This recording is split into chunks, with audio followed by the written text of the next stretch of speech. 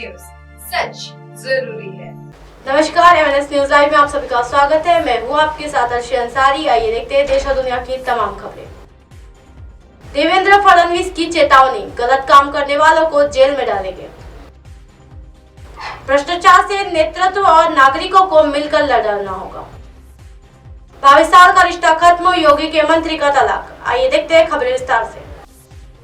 गलत काम किया तो ठाकरे को भागने की जगह नहीं मिलेगी। जी हाँ, देवेंद्र फडणवीस की चेतावनी, गलत काम करने वालों को जेल में डालेंगे। पर्व मुख्यमंत्री उद्धव ठाकरे की ओर से राज्य के उप मुख्यमंत्री तथा गृह मंत्री देवेंद्र फडणवीस के इस्तीफे की मांग किए जाने से राजनीतिक गर्मा गई है। जी हाँ, इसे लेकर अब फडणवीस भी आक्रामक हो गए हैं। उन्होंने उद्धव ठाकरे की आलोचना करते हुए कहा कि 2.5 वर्ष के कार्यालय में घर बैठकर काम करने वाले हमें राजनीति न सिखाए। फडणवीस ने कहा, हम स्वयं से रहते हैं। जी हाँ, लेकिन इसका ये मतलब नहीं है कि हम बोल नहीं सकते। उन्होंने चेतावनी देते हुए कहा कि हमारा मुंह खुला तो फिर उन्हें भागना मुश्किल हो जाएगा। जी हाँ, फडणवीस मंगलवार को नागपुर में मीडिया के साथ बातचीत कर रहे थे। फडणवीस ने कहा, 2.5 वर्ष का उनका कारोबार ही बताता है कि फरतूस कौन है। जी हाँ, पूरा महाराष्ट्र ये जानता है कि उप मुख्यमंत्री ने कहा कि दो मंत्री जेल जाने के बाद भी उनका इस्तीफा लेने की हिम्मत नहीं दिखा सके। अब उन्हें बोलने का कोई अधिकार नहीं है। जी हाँ, फडणवीस ने कहा कि जिनके कार्यालय में पुलिस फिरौतीबाज बनी है, उन्हें अब बोलने का अधिकार कहाँ है। उन्होंने कहा, मैं राज्य का गृह मंत्री होने से अनेक लोगों को अड़चन हो रही है। मेरा गृह मंत्री पद छीनने के लिए वो प्रयासरत है। मैं किसी भी स्थिति में गृह मंत्री का पद नहीं छोड़ूंगा। मैं एकनाथ शिंदे की सरकार में गृह मंत्री हूँ। जी हाँ, गलत काम करने वालों को जेल में डालूंगा ही। उन्होंने कहा कि किसी भी घटना की निष्पक्ष जांच हमारी सरकार करेगी, लेकिन कोई इसकी राजनीति करने का प्रयास ना करे। गलती करने वाले के खिलाफ कार्रवाई करेंगे। जी हाँ, मैं नागपुरी हूँ, ठाकरे से भी ज्यादा निचले स्तर की भाषा जानता हूँ। जी हाँ, फडणवीस ने कहा, उनकी तिलमिलाहट का उत्तर देश का कोई कारण ही नहीं है। प्रधानमंत्री मोदी की फोटो लगाकर उन्होंने चुनाव जीता है, इसके बाद कुर्सी के लिए लार टपका रहे हैं। जी हाँ, असली फरतूस कौन है सब जानते हैं। मैं नागपुरी हूँ, उनके भाषा से भी निचले स्तर की भाषा जानता हूँ, लेकिन मैं ऐसा नहीं बोलूंगा। इस तरह बोलना मेरी फितरत नहीं है। जी हाँ, उनके बयानों का उत्तर अब जानने के ही देगी। जी हाँ, उनका बयानों का उत्तर अब जनता ही देगी। उन्होंने कहा, चाणक्य ने कहा था कि जब राज्य के चोर, डाकू, लुटेरे अथवा गलत प्रवृत्ति के लोग राजा के खिलाफ बोलते हैं तो समझ लेना चाहिए कि राजा सही ढंग से काम कर रहा है। जी हाँ, उन्होंने कहा, मैं राजा नहीं हूँ, फिर भी चाणक्य ने जो कहा वो राजा में अब सही साबित होते दिख रहा है। जी हाँ, क्या कहा था ठाकरे ने। जी हाँ, शिवसेना यानी यूबीटी के नेता उद्धव ठाकरे ने शिंदे गुट के कार्यकर्ताओं द्वारा अपने घरे की एक महिला कार्यकर्ता पर हमला किए जाने के बाद मंगलवार को उप मुख्यमंत्री देवेंद्र फडणवीस को फरतूस गृह मंत्री बताया था। जी हाँ, ठाकरे ने साथ ही फडणवीस के इस्तीफे की मांग की थी। ठाकरे, उनकी पत्नी रश्मि और बेटे आदित्य ठाकरे ने ठाणे में एक अस्पताल में घायल महिला से भेंट की। जी हाँ, उन्होंने कहा, महाराष्ट्र को एक फरतूस गृह मंत्री मिला है, गृह मंत्री को तत्काल इस्तीफा दे देना चाहिए। भ्रष्टाचार से नेतृत्व और नागरिकों को मिलकर लड़ना होगा। जी हाँ, जहाँ भ्रष्टाचार होगा वहाँ युवाओं को उचित अवसर नहीं मिलते। जी हाँ, भ्रष्टाचार प्रतिभा का सबसे बड़ा दुश्मन होता है और यही से भाई भतीजावाद, परिवारवाद को बल मिलता है। जी हाँ, जब भाई भतीजावाद और परिवारवाद बढ़ता है तो समाज का, राष्ट्र का सामर्थ्य कम होता है। जब राष्ट्र का सामर्थ्य कम होता है तो विकास प्रभावित होता है। ये बात प्रधानमंत्री ने केंद्रीय अन्वेषण ब्यूरो यानी सीबीआई के हीरक जयंती समारोह के दौरान कही। सीबीआई को भ्रष्टाचार के विरुद्ध कार्रवाई करने की खुली छूट दी गई है। जी हाँ, सब जानते हैं कि भ्रष्टाचार लोकतंत्र और न्याय के रास्ते में सबसे बड़ा रोड़ा होता है। भ्रष्टाचार न केवल हमारे निजी जीवन के लिए अभिशाप है, बल्कि ये राष्ट्र के विकास में भी बाधक है। जी हाँ, एक अंतर्राष्ट्रीय गैर सरकारी संगठन की रिपोर्ट के अनुसार दुनिया में भारत का भ्रष्टाचार में से 81वां स्थान है। जी हाँ, देश का दुर्भाग्य ही है कि भ्रष्टाचार हर क्षेत्र में बढ़ रहा है।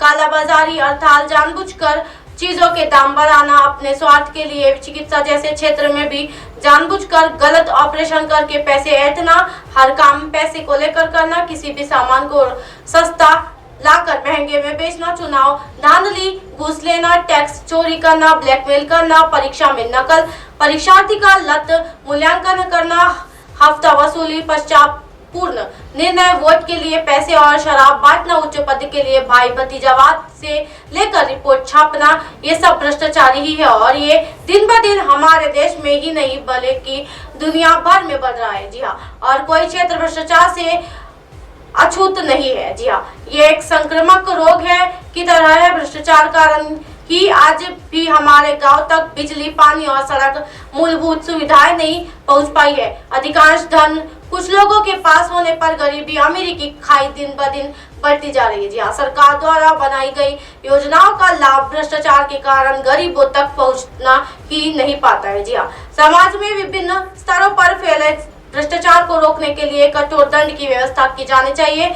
आज भ्रष्टाचार की स्थिति ये है कि व्यक्ति रिश्वत में मामले में पकड़ा जाता है और रिश्वत देकर ही कुछ छूट जाता है। जी हाँ, विडंबना ही है कि देश को भ्रष्टाचार से बचाने के लिए जिन लोगों को आगे आकर प्रयास करना चाहिए, वही लोग यानी राजनेता स्वयं ही भ्रष्ट आचरण में डूबे दिखाई देते हैं। जी हाँ, भ्रष्टाचार का रोग सरकारी और गैर सरकारी संस्थानों में से इस तरह से फैल गया है कि आम आदमी को अपना काम करवाने के लिए बड़े अफसर और नेताओं को घूस देनी पड़ती है। जी हाँ, वास्तव में देश से यदि भ्रष्टाचार मिटाना है तो न सिर्फ स्वच्छ छवि के नेताओं का चयन करना होगा बल्कि नागरिकों को भी सामने आना होगा। जी हाँ, भ्रष्ट लोगों को समाज से न सिर्फ बहिष्कृत करना होगा बल्कि उच्च स्तर पर भी भ्रष्टाचार में संलिप्त लोगों को नकारना होगा। जी हाँ, अपनी आम जरूरतों को पूरा करने और कर्मों को जल्दी से जल्दी निपटाने के लिए बंद लिफाफे के प्रवृत्ति से बचना होगा। जब तक मैं आम नागरिक और देश का नेतृत्व करने वाले दोनों ही मिलकर ये नहीं चाहेंगे तब तक भ्रष्टाचार को समूलतः नष्ट कर पाना असंभव है। 22 साल का रिश्ता खत्म, योगी के मंत्री का तलाक। जी हाँ, उत्तर प्रदेश के परिवहन मंत्री दयाशंकर सिंह और पूर्व मंत्री स्वाति सिंह का 22 साल का रिश्ता खत्म हो गया। जी हाँ, लखनऊ की फैमिली कोर्ट ने दोनों के तलाक की अर्जी पर मुहर लगा दी है। स्वाति ने 30 सितंबर 2022 को फैमिली कोर्ट में तलाक की अर्जी दी थी, लेकिन दयाशंकर तारीख पर कोर्ट नहीं पहुंच रहे थे। जी हाँ, कोर्ट के फैसले के बाद 22 साल पहले जिस रिश्ते की शुरुआत प्रेस की बुनियादी पर हुई थी उसका अंत हो गया। जी हाँ, फैमिली कोर्ट लखनऊ ने अपर प्रधान न्यायाधीश देवेंद्र नाथ सिंह ने दोनों के विवाह को खत्म मानते हुए फैसला सुनाया है। ये पहली बार नहीं है जब दोनों के बीच विवाद हुआ। जी हाँ, 2012 में भी दोनों का विवाद कोर्ट तक पहुंचा था, तब भी स्वाति ने तलाक के लिए कोर्ट में अर्जी दी थी, लेकिन मुकदमे की सुनवाई के दौरान 2017 में भाजपा ने स्वाति को विधानसभा चुनाव का टिकट दे दिया। जी हाँ, स्वाति चुनाव जीती और सरकार में उन्हें मंत्री पद मिला। इसके बाद के वे अदालत में सुनवाई के दौरान हाजिर नहीं हुई। स्वाति की लगातार गैर हाजिरी के चलते फैमिली कोर्ट ने 2018 में उनके मुकदमे को पैरवी के अभाव में खारिज कर दिया था। जी हाँ, वरिष्ठ अधिवक्ता पदम कीर्ति बताया कि स्वाति सिंह ने मार्च 2022 में अदालत में अर्जी देकर केस दोबारा शुरू करने की अपील की थी। स्वाति ने न्यायालय में साक्ष्य प्रस्तुत करते हुए कहा था कि बीते 4 वर्षों से पति से अलग रह रही है, दोनों के बीच कोई वैवाहिक रिश्ता नहीं है। स्वाति सिंह की तरफ से तलाक की अर्जी ने आरोप लगाया था कि दयाशंकर सिंह उन्हें साथ मारपीट करते हैं। कोर्ट ने दयाशंकर के उपस्थित न होने पर स्वाति के साक्ष्य से सहमत होकर तलाक का फैसला लिया। जी हाँ, अभावी में सक्रियता के दौरान आए साथ दयाशंकर और स्वाति के बीच रिश्ते की बुनियादी अखिल भारतीय विद्यार्थी परिषद से पढ़ी। दोनों उसमें सक्रिय थे। स्वाति सिंह इलाहाबाद में MBA की पढ़ाई कर रही थी और दयाशंकर सिंह लखनऊ विश्वविद्यालय की छात्र राजनीति में थे। जी हाँ, परिषद के कार्यक्रमों में दोनों का मेलजोल बड़ा, दोनों बलिया के ही रहने वाले थे, इसलिए उनके रिश्ते को प्रगाढ़ हो गए। जी हाँ, कुछ समय बाद दोनों विवाह के बंधन में बन गए। अचानक हुआ राजनीति में प्रवेश। जी हाँ, सियासत में स्वाति सिंह का प्रवेश बहुत नाटकीय रहा। जी हाँ, दयाशंकर की पूर्व मुख्यमंत्री मायावती को लेकर की गई टिप्पणी के बाद जब विवाद में उनके परिवार को पसीटा गया तो स्वाति सिंह मुकर गई। जी हाँ, उसके बाद वो सीधे भाजपा प्रदेश महिला मोर्चा अध्यक्ष, फिर विधायक और फिर योगी सरकार में मंत्री बनी। हालांकि इस बार उनके टिकट नहीं मिल पाया है।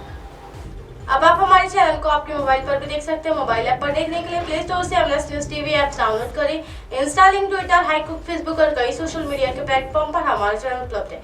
आप इसे यूट्यूब पर देख सकते हो। आप हमारे चैनल को लाइव भी देख सकते हो www.mnsnews.com पर। फिलहाल वक्त तो चला दर्शकों ब्रेक का। ब्रेक से लौटने के बाद देखिएगा देश और दुनिया की तमाम खबरें। बने रहिए एमएनएस न्यूज पर। नमस्कार।